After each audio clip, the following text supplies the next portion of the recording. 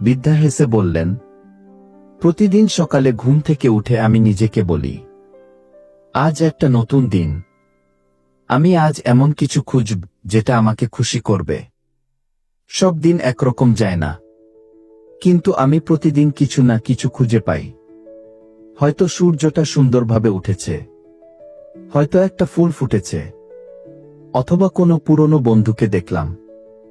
সবসময় কিছু না কিছু থাকে যার জন্য কৃতজ্ঞ থাকা যায়। তরুণটি ভাবনায় পড়ে গেল। সে আবার জিজ্ঞেস করল, কিন্তু যদি খুব খারাপ কিছু ঘটে, তখন কিভাবে খুশি থাকা যায়? বৃদ্ধা শান্তভাবে বললেন, সহজ নয়, কিন্তু আমি নিজেকে মনে করিয়ে দিই, এই সময়টাও চলে যাবে। খারাপ সময় চিরকাল থাকে না। আমি তখন আমার জীবনে যা কিছু এখনো ভালো আছে সেদিকে মন দিই, যেমন আমার স্বাস্থ্য, বন্ধু বান্ধব, বা শুধুই বেঁচে থাকা। সুখ একটা পছন্দ।